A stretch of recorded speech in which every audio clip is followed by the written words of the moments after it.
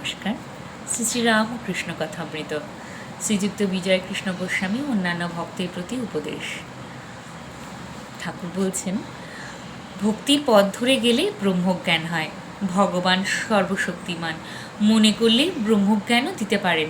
ভক্তেরা প্রায় ব্রহ্মজ্ঞান চায় না। আমি দাস, তুমি প্রভু, আমি ছেলে, তুমি মা, এই অভিমান রাখতে চায় বিজয়। যারা বেদান্ত বিচার করেন তারাও তো তাকে পান। শ্রীরামকৃষ্ণ: হ্যাঁ, বিচার পথেও তাকে পাওয়া যায়। একেই জ্ঞানযোগ বলে।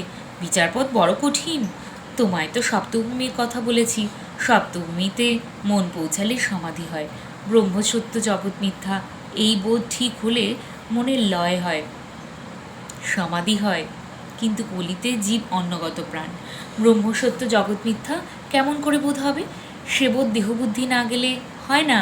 আমি দেহ নই, আমি মন নই, চতুর্বিংশতি তত্ত্ব নই, আমি সুখ দুঃখের অতীত, আমার আবার রোগ শোক জরা মৃত্যু কই?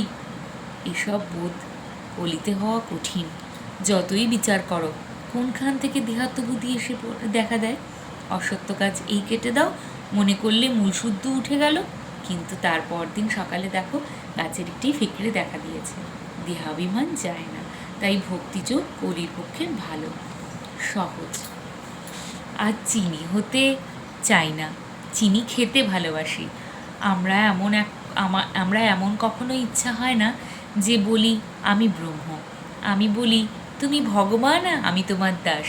পঞ্চম ভূমি আর ষষ্ঠ ভূমি মাঝখানে বাজ খেলানো ভালো। ষষ্ঠ ভূমি পার হয়ে সপ্তম ভূমিতে অনেকক্ষণ থাকতে আমার স্বাদ হয় না। আমি তার নাম গুণগান করব, এই আমার স্বাদ। সেবক ভাব খুব ভালো। আর দেখো, গঙ্গারই ঢেউয়ের গঙ্গা কেউ বলে না আমি সেই। এই অভিমান ভালো নয়। দেহাত্মবুদ্ধি থাকতে যে এই অভিমান করে তার বিশেষ হানি হয়। এগুতে পারে না, ক্রমে অধঃপতন হয়, পরকে ঠকায়, আবার নিজেকেও ঠকায়। নিজের অবস্থা বুঝতে পারে না। প্রণাম ঠাকুর স্বামীজি।